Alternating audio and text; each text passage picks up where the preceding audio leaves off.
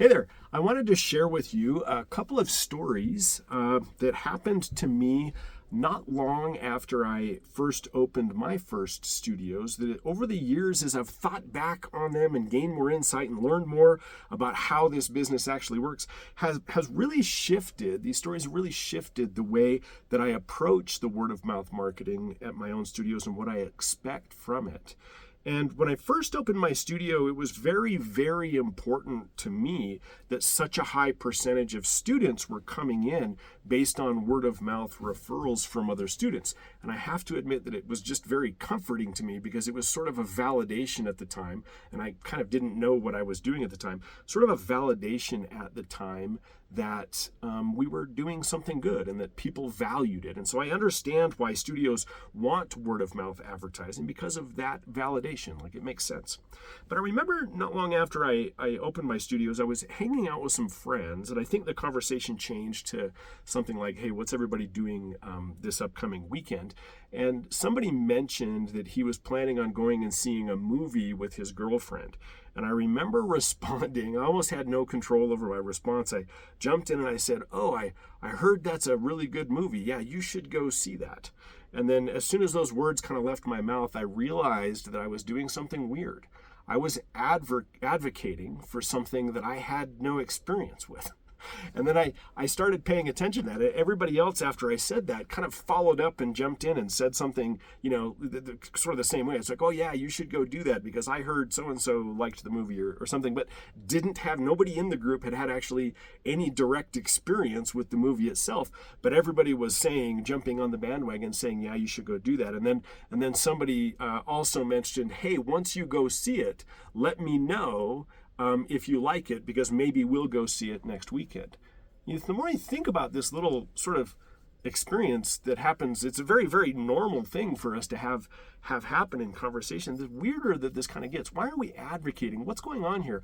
Why are we advocating for something that we don't have any investment in, that we don't have any experience with? And I'll give you a little challenge here over the next week or so. Just pay attention to the conversations that you have and how often maybe you or the other people in the conversations are sort of word of mouth referring something that they themselves have no personal experience with. Why is it that we're doing that? There's some insight here that changed the way that I actually market when I'm looking for word of mouth referrals for whatever it is that I'm selling, our studios especially. And then another thing, I don't know that I would have gained much insight from that at the time, except that something else was going on in our studios at the time as well. And we had, at the time, and still do today, have a really cool offer where if you come in for a paid intro, you get to share that intro for free with somebody else that you can bring with you. And then we were doing such a good job of enrolling students off of those intros and enrolling their friends that we were bringing in, that as we were tracking our statistics, we were enrolling at the time 106% of all of the prospects that were coming into the studio. Now, what that means, if some of you aren't familiar with the way that we track our key performance indicators at our studio, what we mean by that is, for example, if I had got 10 people to say they were coming in for an intro, because we had this buddy deal going on, not all 10 of those people would have enrolled in the program, but they would have brought friends with them that may have enrolled. Some of them may have enrolled as well. And so every time we got 10 little prospects, we'd have enrolled 11 or 12 students off of that or something like that. And I remember being really, really excited about how well this referral strategy was working and going to a mentor of mine and saying, hey, over the last 3 months, we've enrolled 106% of all of the prospects that were coming in, and having him look at me like I had just committed some kind of heresy, that I had missed something very, very important here. Well, as it turns out, part of what I was missing was that if 106% of everybody who's coming in on some kind of trial basis into your studio is enrolling, that is the clearest indication you have that you have undervalued what it is that you're offering, and that you need to raise your tuition, okay? That's the clearest way. I don't care what everybody else in town is charging. If your program is better and everybody's saying yes, you need to raise your tuition because you've undervalued it, right? So that was those two things sort of happened at the same time, and I started thinking about this, like why do we advocate for things that we don't have any experience with? Why are people bringing their friends in for an intro with them when they don't have any experience yet? They didn't know how great my programs were yet. They'd responded to an ad, most likely, right? They didn't have any real direct experience with that. Well, the reason is because people don't refer their friends and family members to your studio as much as you want them to do it because your program is awesome. That's not why we do it. We do it because it allows us to gain status in our group. It allows us to gain status with the people around us.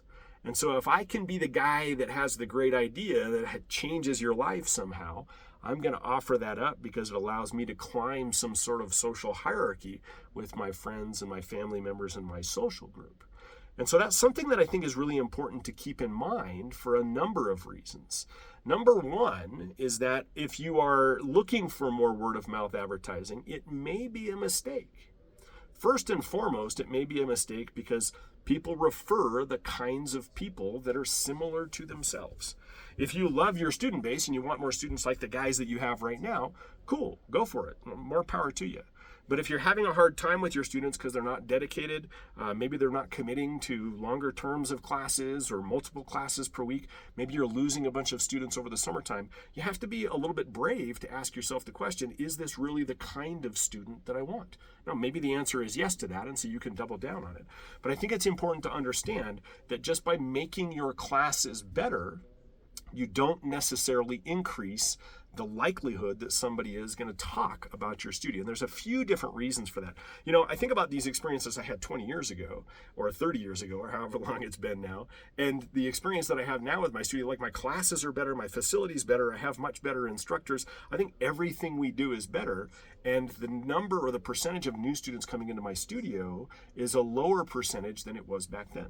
Number of reasons for that. First of all, word of mouth marketing works better the less that you need it. So when you only have 10 people and you don't get 10 people talking about your program, there's only 10 mouths out there saying anything. When you got 1,000 students, you've got 1,000 mouths out there talking about your stuff.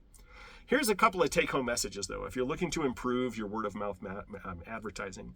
Number one is I recommend that you double down on seasonal strategies.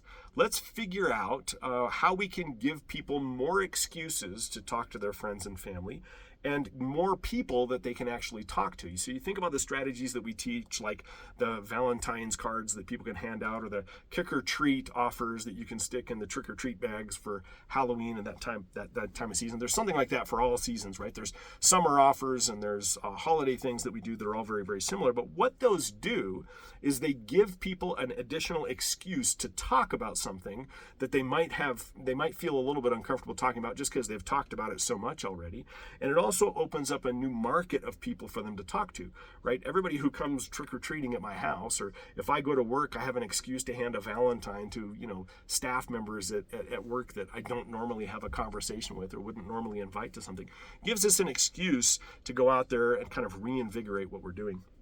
The other thing I would say is the other insight from those stories is that people are simply more likely to refer what it is that you are looking for them to refer for when they first engage with it, right? We were having that experience with 106% enrollment, and part of the reason for that is because people were trying to justify to themselves that they had made a good decision. That's a status play. I want to feel like I've made a good decision by signing up for classes at Mago's studio, and so I'm going to bring my friend along with me because them doing it means I'm not alone and I've made a good decision, right?